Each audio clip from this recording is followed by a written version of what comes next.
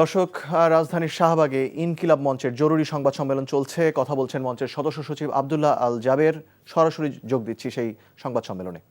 সরবরাহ করতে পারছে না এবং আপনারা গুলি করা পরবর্তী সময়ে আমাদের কাছ থেকে তথ্য নিয়ে খুনিকে নিশ্চিত করবার চেষ্টা করেন। আপনাদের কাছে সেই ক্যাপাসিটিও নাই যে খুনিকে কিভাবে চিহ্নিত করা যায়।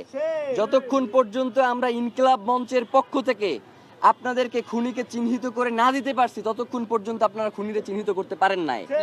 এবং পরবর্তী সময়ে আমরাই আপনাদেরকে বের করে দিয়েছি যে এই খুনের সাথে কারা কারা জড়িত রয়েছে, আপনারা বের করতে পারেন নাই। তাহলে তো এই গোয়েন্দা সংস্থা রাখবার কোনো দরকার নাই। ইনকিলাব মঞ্চকে বাংলাদেশের গোয়েন্দা সংস্থার দায়িত্ব দিয়ে দেন। যেহেতু সব কাজে ইনকিলাব মঞ্চেরই করা লাগতেছে, গোয়েন্দা তথ্য সরবরাহ থেকে শুরু করে সকল কাজ যদি ইনকিলাব মঞ্চই করে, তাহলে এই গোয়েন্দা সংস্থাগুলোকে বসিয়ে রাখবার তো কোনো দরকার নাই। আমরা দ্বিতীয় দাবি জানিয়েছিলাম যে সিভিল মিলিটারি ইন্টেলিজেন্সের মধ্যে ঘাপটি মেরে বসে থাকা আওয়ামী দোসরদেরকে চিহ্নিত করে আপনারা গ্রেফতারের আওতাধীন করেন। দ্বিতীয় নাম্বার দফা আপনারা কোনো উচ্চারণই করেন নাই। মানে কি ফাইজলামি নাকি? মানে বাংলাদেশের জনগণ, কোটি কোটি জনগণ আপনাদেরকে দুইটা দফা দিয়েছে, আপনারা কোনো তোয়াক্কাই করতেছে না। বাংলাদেশের জনগণ এই সরকারকে টিকিয়ে রাখার দায়িত্ব নেয় নাই।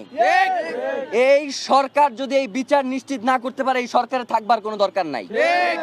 বাংলাদেশের জনগণ দীর্ঘ 15 মাস ধরে এই সরকারের সকল অন্যায়কে শুধুমাত্র বৈধতা দিয়েছে যাতে জুলাইয়ের এই বিচারগুলো হয়, যাতে বাংলাদেশের স্বাধীনতা সার্বভৌমত্ব অক্ষুণ্ণ থাকে, যাতে বাংলাদেশের স্থিতিশীলতা বজায় রাখে, যাতে বাংলাদেশে সুষ্ঠু একটা নির্বাচন হয়।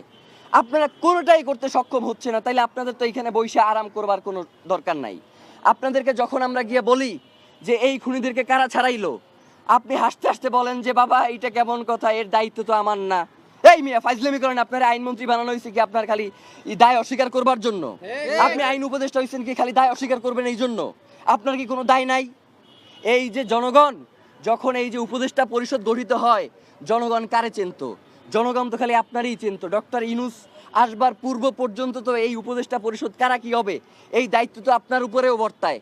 তাইলে আপনি এখন যে কথায় কথায় বলেন যে বাবা এইটা তো উচ্চ আদালতের কাজ, এইটা অমুকের কাজ, এইটা তমুকের কাজ, তাইলে আপনার আসলে কি খালি অস্বীকার করাটাই আপনার দায়িত্ব, নাকি আপনি এই বাংলাদেশের পুরো জনগণের দায়িত্ব নিয়ে আপনি ক্ষমতায় গেছেন? আপনি সেই দায়িত্বকে অস্বীকার করেন কেন?